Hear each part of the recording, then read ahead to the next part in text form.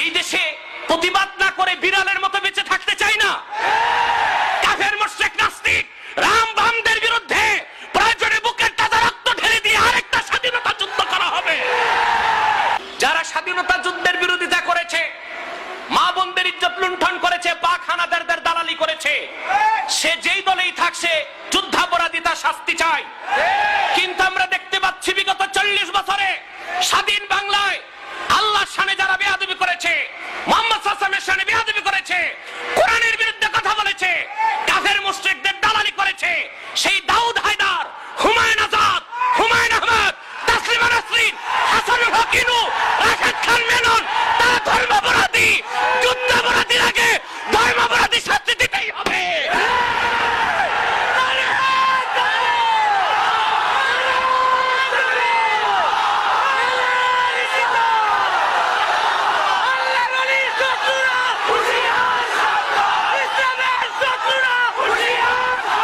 বসুন মুসলমান, এই বাংলাদেশে সূর্য পূব দিকে উঠে পশ্চিমে ডুবে, এটা যেই রকম সত্য, প্রত্যেকটি ধর্মাপরাধীকে ফাঁসি কাস্টে ঝুলায় বাংলার মাটিকে কলুষ মুক্ত করা হবেই হবে ইনশাআল্লাহ।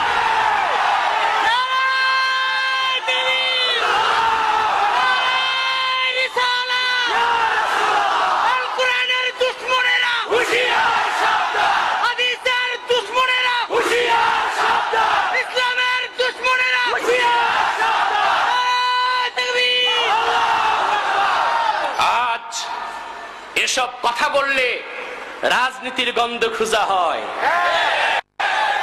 দাড়ি দেখলেই যুদ্ধাপরাধী। আরে খোদায় বাঁচাইছে রবি ঠাকুর রে, যদি থাকতো যাত্রাবাড়ি দইরা কোদাল দিয়া জালিগুলো চাটতো, ঠিক কিনা? আমি বলবো মনমোহন সিং যেন বাংলাদেশে না আসে, আইলা রক্ষা নাই, আসলে এয়ারপোর্টে দাড়িগুলো চাষা হবে। আমার এ কথায় রাজনীতির গন্ধ খুঁজবেন না। আল্লাহর কোরআন সামনে আছে, দেখেছেন?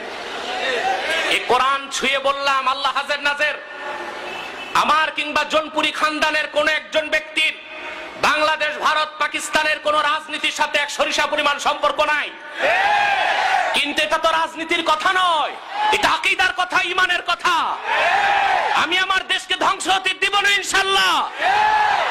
আপনারা যারা আজকে দুঃখের কথা কোথায় রাখবো আর কত চুপ থাকবো, আজকে বাম আর রাম ইসলামী রাজনীতি নিষিদ্ধ করতে চায়। শুনেননি আপনারা? কত মারাত্মক কথা। এই দেশে প্রতিবাদ না করে বিড়ালের মতো বেঁচে থাকতে চাই না।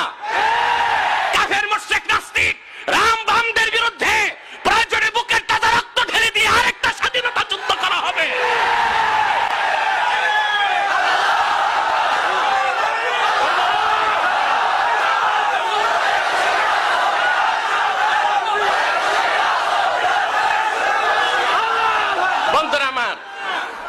বন্ধুরা আমার, ওরা ইসলামী রাজনীতি বিশুদ্ধ করতে চাইছে। এমনটা বলে নাই যে জামাত ইসলামীর রাজনীতি বন্ধ করো, বলেছি ইসলামের রাজনীতি বন্ধ করো। তার মানে কোরআনের রাজনীতি বন্ধ করতে চেয়েছে। আমি আমার বিবৃতিতে বলেছি, আমার দেশ, দিগন্ত সংগ্রাম, জনকণ্ঠ সবগুলো পত্রিকা আমার বিবৃতি এসেছে। আমি বলেছি মুসলমানের ধৈর্যের ভাত ভাঙবার চেষ্টা করো না।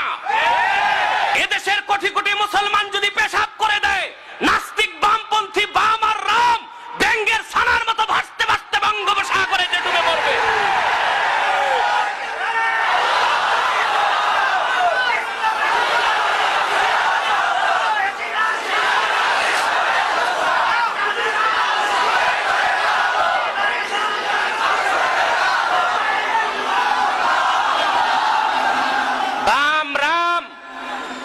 নাস্তিকরা মনে রেখো, মুসলমান লোহার বুট,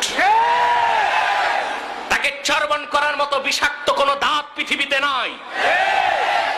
তোমাদের দাদা বাবু হোসনি মুবারক ইসরায়েলের 5 গোলাম 30 বছর মিশরে নির্যাতন করেছে ইসলামী আন্দোলনকে দমন করার জন্য। বেন আলী টিউনিশিয়াতে দমন করেছে, নিপীড়ন করেছে। সেই দমন নিপীড়নের রেজাল্ট হচ্ছে ইসলামী আন্দোলনের বিস্ফোরণ ঘটেছে। যদি বেশি বাড়াবাড়ি করো, এদেশের সব আলেম আর পীর এক হয়ে যাবে, এদেশের সমস্ত পীর আলেম এক হয়ে যাবে। তারা যদি এক হয়ে যায়,